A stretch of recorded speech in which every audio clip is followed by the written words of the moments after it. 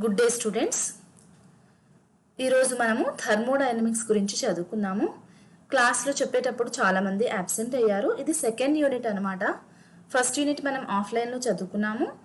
Second unit క్లాస్లో చాలామంది absent అయినారు కాబట్టి లెసన్ రికార్డ్ చేసి మరి పంపిస్తున్నాను. మీకు సో మెనీ టెక్నికల్ ప్రాబ్లమ్స్ ఉన్నాయి కాబట్టి ఈ పని చేస్తున్నాను. Please make use of these lessons. Okay, so ఈ లెసన్స్లో ఈ స్లైడ్స్లో ఉన్నది మీరు చక్కగా నోట్స్ రాసుకొని నేను చెప్పింది రిపీట్ చేసి ఎన్నిసార్లు అయినా వినొచ్చు. విని మీరు చక్కగా ఎగ్జామ్స్కి చదువుకోవచ్చు. సో ఇక్కడ మనము what is thermodynamics? Okay, thermodynamics means A branch of physics which deals with the relation between heat and mechanical work and heat and other forms of energy. ఇక్కడ పేర్లోనే ఉంది చూడండి, thermo means heat, dynamics means work or mechanical work we can say.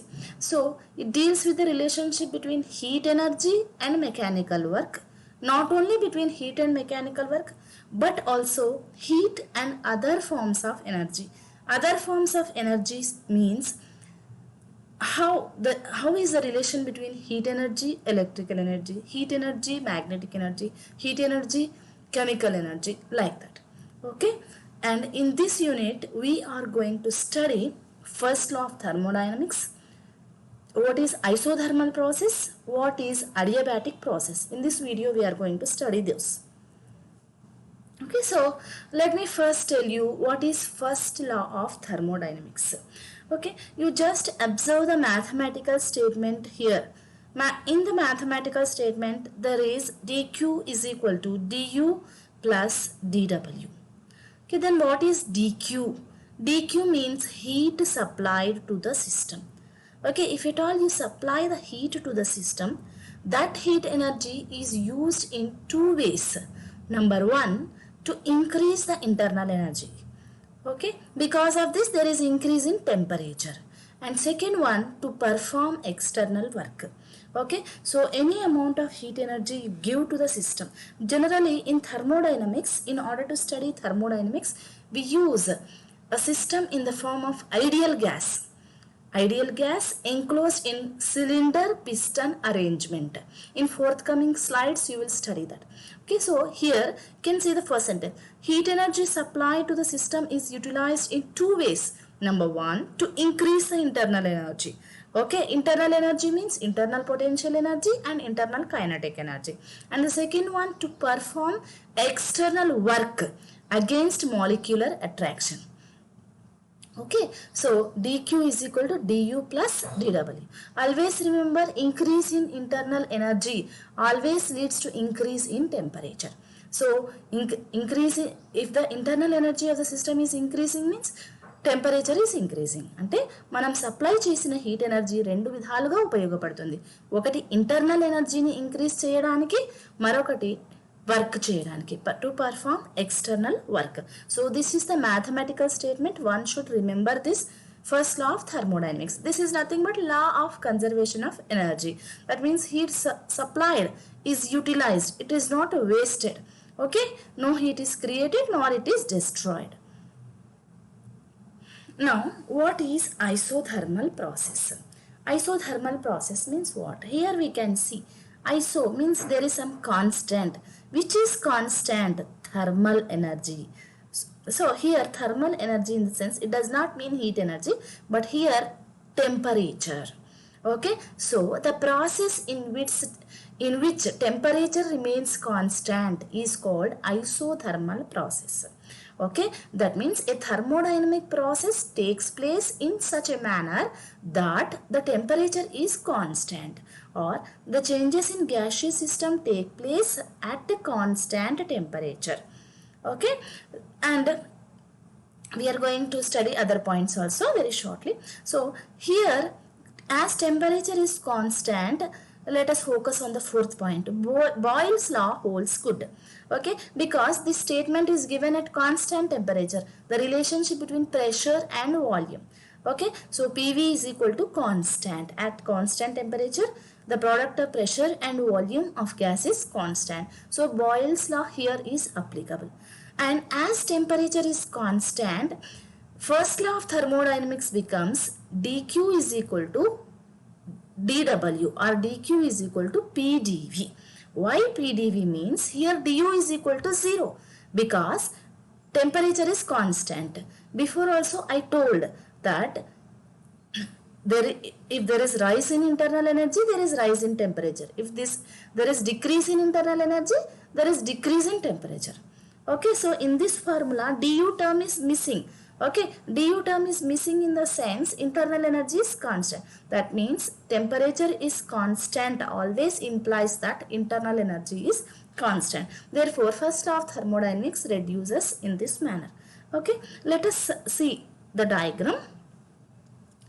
This is what is called system. In order to study thermodynamics, basic thermodynamics, we use this system. Okay, in this system we have a cylinder. An ideal gas is enclosed in this cylinder. See here, an ideal gas is enclosed in this cylinder, and this cylinder is closed by a movable piston. Okay, so this is called cylinder piston arrangement. Okay, in this cylinder piston arrangement, an ideal gas is taken. When this gas expands, what happens? It pushes the piston outwards. Okay, this outward arrow mark is saying that the piston will move outwards while expanding. Okay, so this figure is giving us isothermal expansion. Okay, so everyone knows that when the gas expands, what happens? Temperature falls. But in isothermal process, temperature should not fall. It should remain constant. Okay, so this temperature will be constant if this gas absorbs heat energy from outside. Okay, that is one thing. So during isothermal expansion, the system absorbs heat energy from the surroundings. Now let us see what happens during the isothermal compression. మరి కంప్రెషన్లో expansion జరిగినప్పుడు ఏం జరుగుతుందంటే ఈ gas అనేది పిస్టన్ని బయటకు తోస్తుంది. Gas అనేది పిస్టన్ని బయటకు తోసినప్పుడు volume పెరుగుతుంది. గ్యాస్ యొక్క వాల్యూమ్ అనేది పెరుగుతుంది. వాల్యూమ్ పెరిగినప్పుడు అది చల్లబడుతుంది. కానీ ఐసోథర్మల్ ప్రాసెస్ అంటేనే టెంపరేచర్ అనేది స్థిరంగా ఉండాలి. మరి టెంపరేచర్ కాన్స్టెంట్గా ఉండాలి అంటే ఏమి? Equivalent amount of heat energy అనేది బయట నుంచి అబ్జార్బ్ చేసుకోవాలి. అది ఒకటి. అదే కంప్రెషన్ జరిగినప్పుడు ఏం జరుగుతుంది చూద్దాం. సో కంప్రెషన్ జరిగినప్పుడు ఈ పిస్టన్ అనేది ఇట్ ఈస్ మూవ్డ్ డౌన్వర్డ్స్. పిస్టన్ని ఇట్లా కంప్రెస్ చేసినాం అంటే గ్యాస్ అనేది తక్కువ వాల్యూమ్లో అంటే కిందికి వచ్చేస్తుంది. మాలిక్యులర్ మధ్య డిస్టెన్స్ కూడా తగ్గుతుంది. ఇలాంటప్పుడు టెంపరేచర్ పెరుగుతుంది. సో టెంపరేచర్ పెరుగుతుంది. మనకు టెంపరేచర్ పెరగకూడదు, టెంపరేచర్ తగ్గకూడదు. మరి టెంపరేచర్ పెరిగినప్పుడు ఏం జరగాలి? ఆ ఎక్సెస్ హీట్ అనేది సరౌండింగ్స్కి వెళ్ళాలి. ఓకే, సో ఇక్కడనేమో ఎక్సెస్ హీట్ సరౌండింగ్స్ నుంచి అబ్జార్బ్ చేసుకునేది, ఇక్కడనేమో ఎక్సెస్ హీట్ సరౌండింగ్స్కి ఇచ్చేసింది. Okay, so in this way temperature is maintained constant. అంటే ఐసోథర్మల్ ఎక్స్పాన్షన్లో అయినా, ఐసోథర్మల్ కంప్రెషన్లో అయినా, ఐసోథర్మల్ ఎక్స్పాన్షన్లో అయినా, కంప్రెషన్లో అయినా ఏం జరుగుతుంది? There is flow of heat energy between system and surroundings. సిస్టమ్కి సరౌండింగ్స్కి మధ్య హీట్ ఎనర్జీ అనేది ఎక్స్చేంజ్ జరుగుతుంది. అంటే హీట్ ఎనర్జీ ఎక్స్చేంజ్ అవ్వాలి అంటే ఈ వాల్స్ ఆఫ్ ద కంటైనర్ ఎలా ఉండాలి? గుడ్ కండక్టర్స్ ఆఫ్ హీట్ అయి ఉండాలి.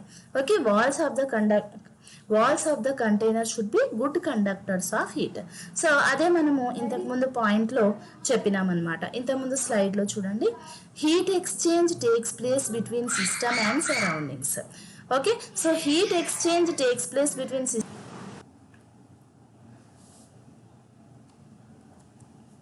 So in isothermal process, first point is the changes in gaseous system take place at constant temperature. Okay, as we have already studied, heat exchange takes place between the system and surroundings. That means during isothermal expansion, heat is absorbed from the surroundings, and during compression, heat is given to the surroundings. Okay, and for the heat exchange to take place between system and surroundings, walls of the container should be good conductors of heat. Okay, and one more point here is Boyle's law holds good in isothermal process. And first law of thermodynamics reduces to dq is equal to pdv. The best example for isothermal process is during change of state. Okay, for example, we are given 10 grams of ice and some heat is supplied to ice. What happens? Okay, this 10 gram of ice at 0 degree centigrade uses this heat for melting. Okay, until entire ice melts, the temperature remains at 0 degree centigrade only. Okay, so here temperature is at 0 degree centigrade, which is constant. When entire ice converts into water, still if we are giving heat to water, then temperature rises till 100 degree centigrade. Okay, at 100 degree centigrade, water start converting into steam. Okay, when water gets converted into steam, though the heat is supplied, temperature remains constant. That means during change of state, that means when solid converts into liquid or when liquid converts into gas, the temperature remains constant. Therefore, change of state is an example for isothermal process. Okay, ఈ ice అనేది ఉదాహరణకు 0 degree centigrade దగ్గర ఉందనుకుందాము. ఐస్కి కనుక మనం heat supply చేసినట్లయితే అది వాటర్గా మార్పు చెందుతుంది. హీట్ సప్లై చేస్తున్నాం కదా, మరి టెంపరేచర్లో రైజ్ ఉండాలి కదా అని మనం అనుకోవచ్చు. కానీ ఇక్కడ మనం సప్లై చేసిన హీట్ ఎనర్జీ అనేది దాని యొక్క స్టేట్ని చేంజ్ చేసుకోవడానికి, దాని యొక్క స్థితిని మార్చుకోవడానికి ఉపయోగించుకుంటుంది అన్నమాట. కాబట్టి ఐస్ మంచు అంతా కూడా నీరుగా మార్పు చెందే వరకు టెంపరేచర్ అనేది 0 డిగ్రీ సెంటిగ్రేడ్గానే ఉంటుంది. అందుకని స్థితి మార్పు సమయంలో during change of state temperature remains constant. అంటే during change of state the thermodynamic process is called isothermal process. Solid లిక్విడ్గా మార్పు చెందేటప్పుడు లేదా లిక్విడ్ గ్యాస్గా మార్పు చెందేటప్పుడు ఈ టెంపరేచర్ అనేది కాన్స్టాంట్గా ఉంటుంది. సో ఇది మనం చదివినాం.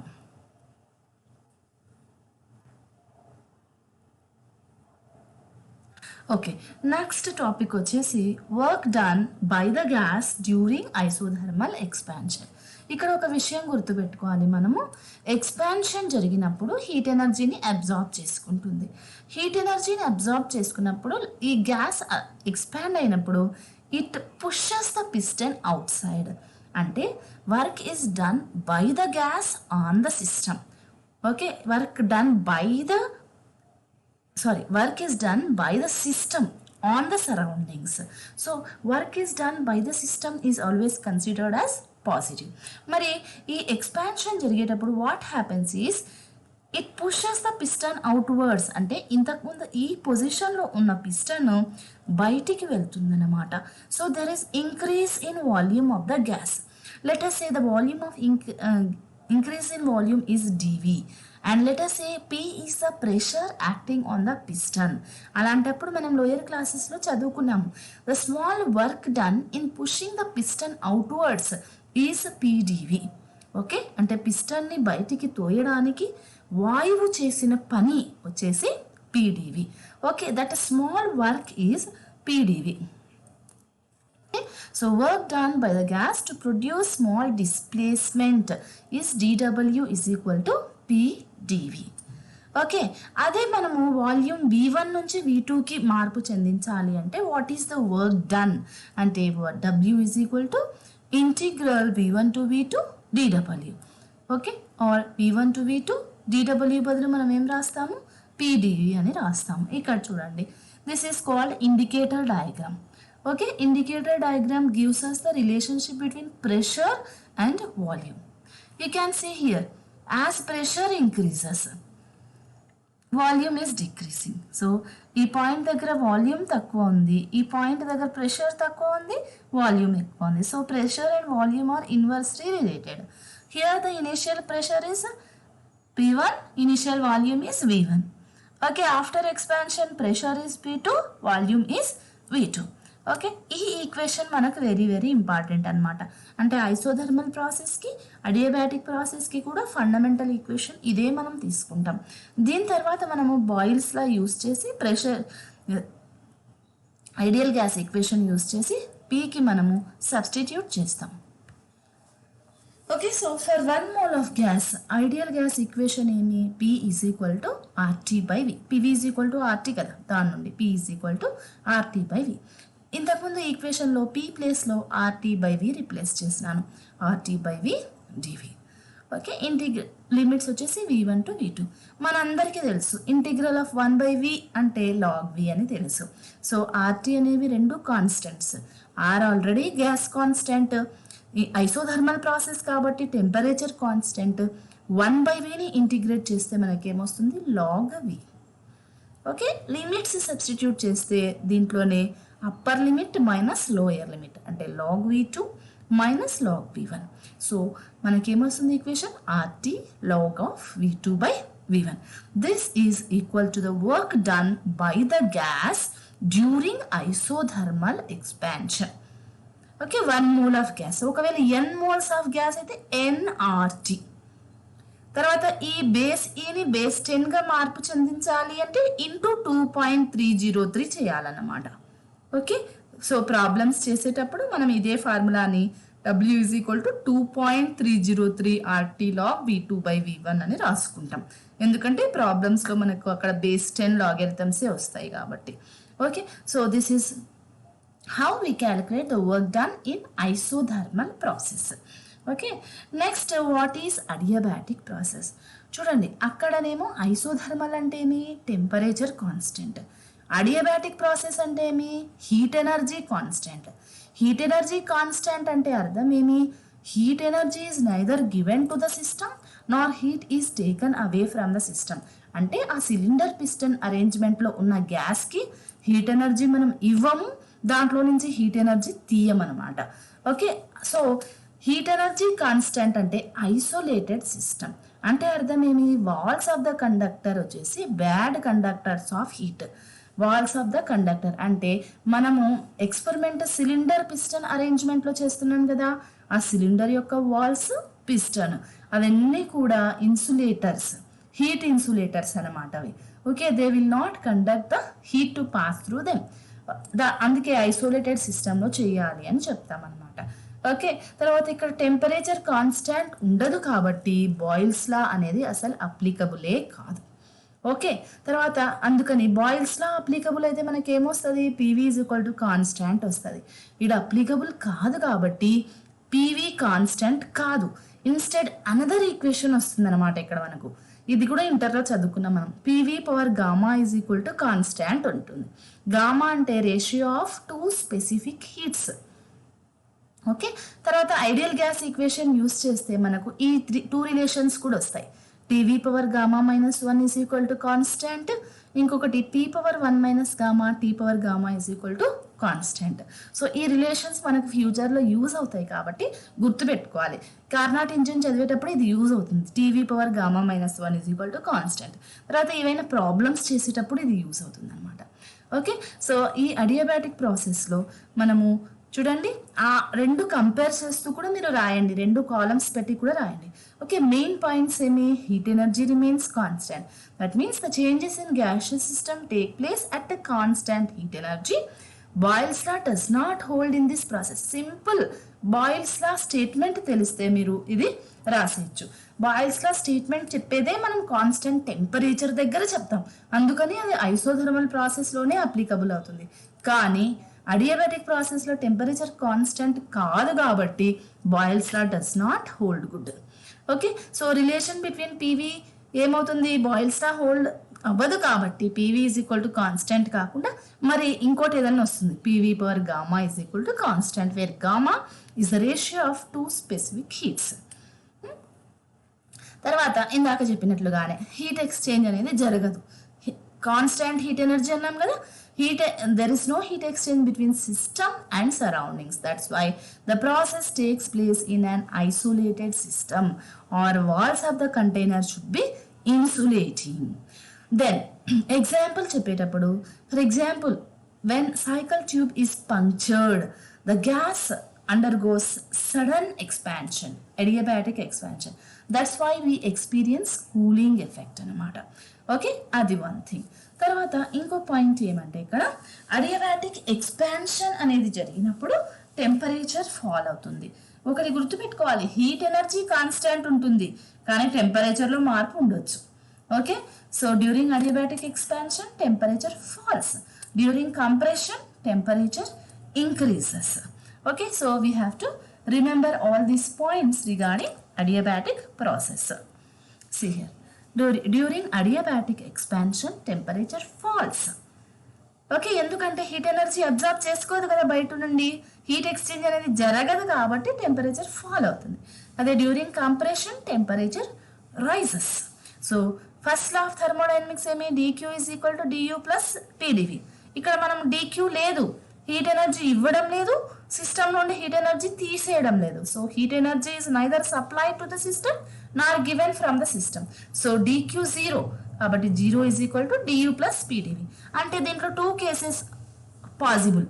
ఒకటి du is equal to minus pdv కావచ్చు ఇదే ఈక్వేషన్లో, లేదా pdv is equal to minus du కావచ్చు. ఇప్పుడు మైనస్ pdv అంటే ఏమి అర్థము, కంప్రెషన్. కంప్రెషన్ జరిగినప్పుడు ఏమవుతుంది, ఇంటర్నల్ ఎనర్జీ ఇంక్రీజ్ అవుతుంది, టెంపరేచర్ ఇంక్రీజ్ అవుతుంది. ఓకే, సో ఈ ఈక్వేషన్ నుంచి కూడా అది మనకు బాగా క్లియర్ అన్నమాట. అదే పీడీవీ పాజిటివ్ అంటే అర్థం ఏమి, ఎక్స్పాన్షన్. అంటే work done is positive means, work done by the gas is positive means it is expansion. Work is done on the gas means it is compression. Okay, so expansion జరిగినప్పుడు work positive అవుతుంది, internal energy తగ్గుతుంది, minus అవుతుంది కాబట్టి internal energy తగ్గుతుంది కాబట్టి temperature falls. So mathematical equations నుంచి కూడా మనకు ఇవి వస్తాయి అన్నమాట. During adiabatic expansion temperature falls, during adiabatic compression temperature rises. Now let us calculate work done by the gas during adiabatic expansion. Same ఇంతకుముందు తీసుకున్న ఈక్వేషనే తీసుకుంటాం, కానీ ఇక్కడ మనము P is equal to RT by V substitute చేయము, ఎందుకంటే ఇక్కడ T constant కాదు కాబట్టి. ఇక్కడ మనం వేరే రిలేషన్ వాడతాం, ఏది, adiabatic relation. PV power gamma is equal to constant రిలేషన్ని ఇక్కడ మనం సబ్స్టిట్యూట్ చేస్తాం ఈక్వేషన్ 1లో. ఓకే, మిగతా ఇదంతా వర్క్ డన్ ఈక్వేషన్ మనం వెనకట ఏం తీసుకున్నాం అదే తీసుకున్నాం. See here, integral pdv. ఇక్కడ ఈ పీలో మనం ఏం పెట్టినామంటే ఈ ఈక్వేషన్ నుండి, ఈ ఈక్వేషన్ ఏం చెప్తుంది, pv power gamma is equal to constant. దీని నుంచి p ఈజ్ ఈక్వల్ టు ఏమవుతుంది, ఈ v power gamma right side వస్తే k v power minus gamma అవుతుంది అన్నమాట. ఓకే, సో ఈ kv పవర్ మైనస్ గామా ఇక్కడ సబ్స్టిట్యూట్ చేసి సింపుల్ ఇంటిగ్రేషన్ ఫార్ములా కనుక మనం అప్లై చేస్తే మనకు కావాల్సిన ఈక్వేషన్ వస్తుంది. సి హియర్, p బదులు kv power minus gamma integral dv. ఇప్పుడు k అనేది కాన్స్టెంట్ బయటికి తీసేస్తాము. So v power minus gamma plus 1 by minus gamma plus 1. Okay, integral of x power n formula గుర్తుపెట్టుకోండి, ఇక్కడ x power n plus 1 by n plus 1. So ఇక్కడ కూడా v power minus gamma ఉంది కాబట్టి v power minus gamma plus 1 by minus gamma plus 1. Okay, so దాని తర్వాత మనము limits apply చేస్తే upper limit minus lower limit v2 power 1 minus gamma minus v1 power 1 minus gamma. Okay, లేదా 1 by 1 minus gamma, ఈ k లోపలికి తీసుకెళ్తే k v2 power 1 minus gamma minus k v1 power 1 minus gamma.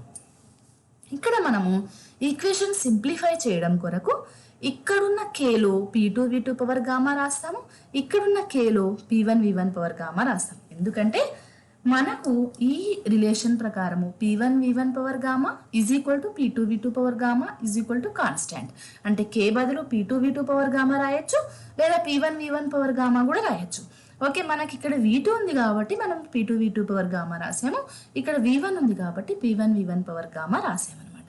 దాని తర్వాత మనం simplify చేస్తే చూడండి, ఇక్కడ v2 సేమ్, బేస్ సేమ్ ఉంది, ఇండెక్స్ కలిపితే మనకు ఈ గామా మైనస్ గామా క్యాన్సిల్ అవుతుంది, ఇక్కడ మేము p2 v2 వస్తుంది, ఇక్కడ కూడా అంతే, ఇక్కడ మేము p1 v1 వస్తుంది. కాబట్టి మనకి ఈక్వేషన్ ఏమొస్తుంది, p2 v2 minus p1 v1 by 1 minus gamma వస్తుంది. Okay, see here W is equal to 1 by 1 minus gamma P2 V2 minus P1 V1. Okay, ఇప్పుడు గామా మైనస్ 1 కింద సింబల్ రివర్స్ చేసినాం అనుకోండి, కింద ఇది రివర్స్ చేస్తే పైన కూడా రివర్స్ అయిపోతుంది. 1 by gamma minus 1 P1 V1 minus P2 V2. Okay, ఇప్పుడు for 1 mole of gas PV is equal to RT. P1 V1 is equal to RT1. P1 V1 బదులు RT1. P2 V2 బదులు RT2. Substitute చేస్తే మనకు RT1 minus RT2 by gamma minus 1. So W is equal to R by gamma minus 1 T1 minus T2. ఇది 1 మోల్కి. n moles of gas ఉంటే ఇక్కడ small n వస్తుంది. NR by gamma minus 1 T1 minus T2. Okay, so this is the equation for the work done by the gas in adiabatic expansion.